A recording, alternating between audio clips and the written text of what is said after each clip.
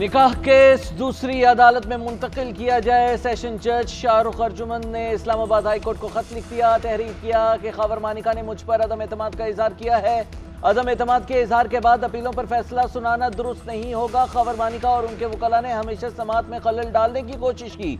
अपीलों को दीगर किसी अदालत में ट्रांसफर करने की दरखास्त है। दौरान समाअत खावर मानिका जज्बाती हो गए, बोले कसम खाता हूं बच्चों को पहले निकाह का मालूम नहीं था। जब बच्चों को बताया कि मुझे तलाक हो गई तो वो बहुत रोए, मेरी मां दुख से वफात पा गई। बानी पीटीआई ने बच्चों को धोखा दिया, फसाद के अलावा कुछ ना किया।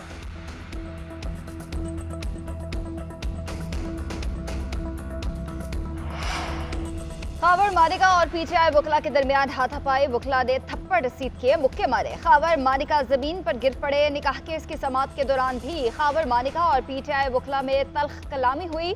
जज के चेंबर में जाने के बाद वकला ने कमरा अदालत में खावर मानिका पर बोटल्स फेंकी। पीटीआई के वकला की अहाता अदालत के बाहर नारेबाजी।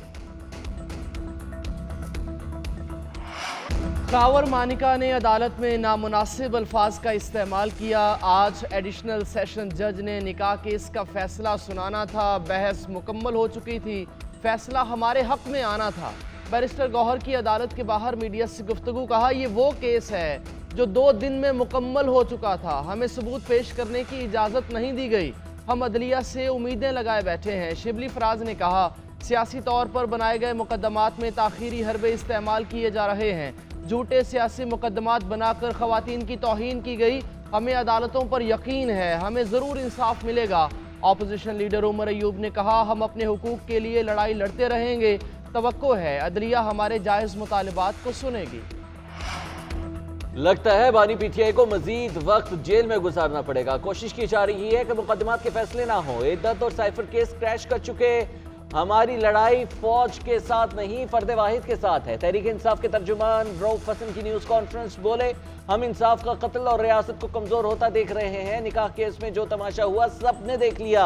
तोशाखाना केस में बानी तहरीक इंसाफ पर चौथा केस बनाने की तैयारी की जा रही है। हमीदुर रहमान कमीशन रिपोर्ट सबके सामने है।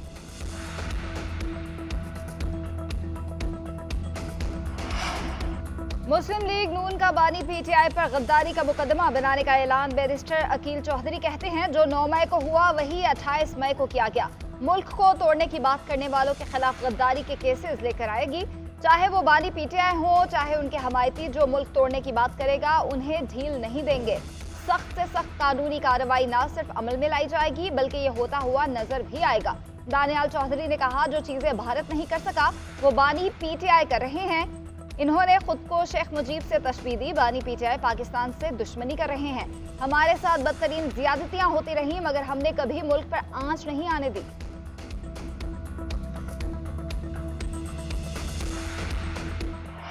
बानी पीटीआई का social media account Adiala jail से ही ऑपरेट हो रहा है। बानी पीटीआई इदारों और शोहदा के खिलाफ साजिश कर रहे हैं। उन्हें अडयाला जेल में ट्वीट की सहूलत दस्तयाब है। बानी के ज़ाती अकाउंट से ट्वीट की 24 घंटे के अंदर तरदीद नहीं हुई। वज़ीर इत्तलात सिंध शर्जील मेमन की मीडिया से गुफ्तगू, कहा बानी पीटीआई से मुतालिक वज़ीर आज़म के खदशात गलत नहीं। मैंने कल वो बातें की जो बानी के मुंह से निकली हैं। इस शख्स को मुल्क के खिलाफ लॉन्च किया गया। मिशन बानी पीटीआई का सबसे बड़ा सहूलतकार साकिब निसार थे। उन्होंने ज़ाती ख्वाहिशात पर फैसले किए। उनके किए तमाम फैसले सवालिया निशान हैं। लापता शायर अहमद फरहाद की गिरफ्तारी जाहिर कर दी गई। शायर अहमद फरहाद को कोहाला पुल से गिरफ्तार किया गया। जिला बाग में दर्ज FIR में नामजद हैं। अटॉर्नी जनरल ने थाना धीर कोट कश्मीर की रिपोर्ट इस्लामाबाद हाई कोर्ट के सामने पेश की। विफाकी वजीर कानून, अटॉर्नी जनरल, IG इस्लामाबाद अदालत में पेश। उधर मुजफ्फराबाद पुलिस ने शायर अहमद फरहाद को गिरफ्तार कर लिया। 4 रोजा रिमांड ले लिया गया। अदालती कार्रवाई की कवरेज पर पाबंदी के पैमरा नोटिफिकेशन के खिलाफ दरख्वास्तें। लाहौर हाई कोर्ट ने दरख्वास्त पर लार्जर बेंच बनाने की सिफारिश कर दी। दरख्वास्त चीफ जस्टिस को भिजवा दी। समाज जस्टिस आबिद अजीज शेख ने एक ही नोयत की दरख्वास्तों पर की। अटॉर्नी जनरल पाकिस्तान को मुआवनत के लिए नोटिस जारी कर दिए गए।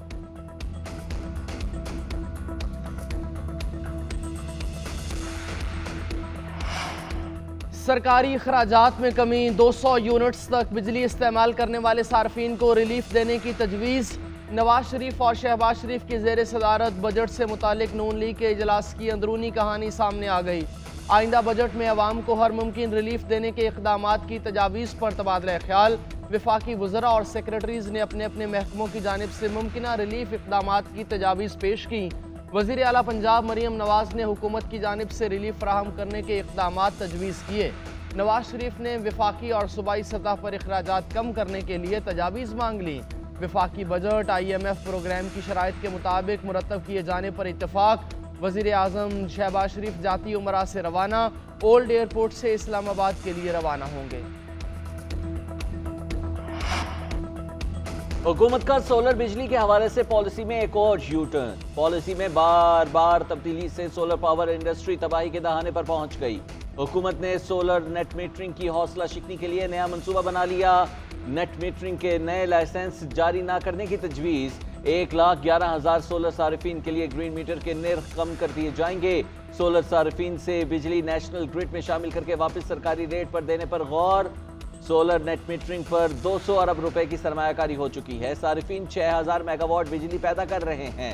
नई सोलर पॉलिसी की तैयारी के लिए मुतल्लिका सेक्टर से तजावीज़ तलब न की गई। स्टेक होल्डर्स के उठाए गए सवालात का भी वाज़ेह जवाब नहीं दिया जा रहा। महंगी बिजली और लोड शेडिंग से तंग अवाम तवानाई के दीगर जराए की जानिब राग़िब। शहर शहर सोलर पैनल्स की मार्केट्स कायम, शहरी ग्रीन एनर्जी की जानिब माइल होने लगे। तवील मौसम गर्मा भी सोलर मार्केट के लिए साजगार। हद से ज्यादा इम्पोर्ट ने कीमतें भी गिरा दी। शहरी धड़ाधड़ खरीदारी करने लगे। 2023 में 55,000 में मिलने वाला पैनल 25,000 रुपए में दस्तयाब। रवा बरस सोलर के 22,500 कंटेनर्स मंगवाए गए। कराची में अपनी प्लेट लगाओ, अपनी बिजली बनाओ और के इलेक्ट्रिक से छुटकारा पाओ नारा बन गया। ताजरों का कहना है चीन में कीमतों में कमी और बड़े पैमाने पर दरामद होने की वजह से सोलर्स की कीमत गिर गई। सोलर्स की कीमतें कम होने के बावजूद इन्वर्टर्स महंगे हैं। 6 किलोवाट का इन्वर्टर 35,000, 100 किलोवाट का इन्वर्टर 19 लाख रुपए में फरोख्त होने लगा। दुकानदारों का कहना है ज्यादातर कारोबारी अफराद का सोलर प्लेट्स की जानिब रुझान है। इन्वर्टर के सप्लायर्स कम होने की वजह से कीमत ज्यादा है। हुकूमत का मैंडेट मशकूक हो तो वो मुल्क नहीं चला करते। जिस सियासत का इंतखाब नून लीग ने किया, मैं उससे मुत्तफिक नहीं। मियाँ साहब की मेहरबानी कि उन्होंने नाम लिया। नवाज शरीफ के साथ 35 साल का ज़ाती ताल्लुक आज भी है। वो वज़ादार शख्स हैं, उनसे ताल्लुक रहेगा। साबिक वज़ीर आज़म शाहिद खाकान अब्बासी की मीडिया से गुफ्तगू। कहा हुकूमत तब तक चलेगी जब तक लाने वाले चाहेंगे। बानी PTI के लिए माहौल बनाने से मुतालिक सवाल पर बोले, माहौल के हक में नहीं हूँ, अवाम की राय के हक में हूँ।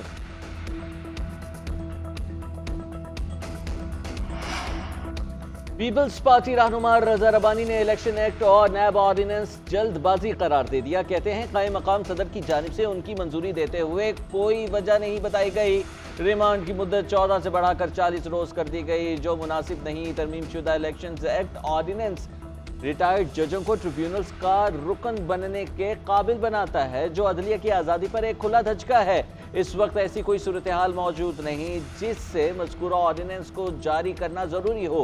वफाकी हुकूमत की जानिब से ऑर्डिनेंस के इजरा की मसम्मत करते हैं फारूक एच नाइक बोले, नैब ऑर्डिनेंस काला कानून है। किसी भी शख्स को 14 रोज से ज़्यादा रिमांड में रखना गैर कानूनी है। मुल्क के मैदानी इलाके शदीद गर्मी की लपेट में। सिब्बी सबसे गर्म इलाका, दर्जा हरारत 49 डिग्री सेंटीग्रेड रिकॉर्ड किया गया। मोहनजोदाड़ो, दादू, नवाबशाह और सक्खर में 48 तक पहुंच गया। रहीम यार खान में 47 और लाहौर में पारा 46 तक जा पहुंचा। मुल्तान में 45 और डेरा गाजी खान में 44 रिकॉर्ड किया गया। महकमा मौसमियात के मुताबिक अगले 2 रोज के दौरान मुल्क के जनूबी इलाके शदीद गर्मी की लपेट में रहेंगे। बाज़ मकामात पर आंधी और झक्कड़ चलने का इम्कान है। गिलगित बल्तिस्तान में चंद मकामात पर तेज हवाओं और गरज चमक के साथ बारिश का इम्कान।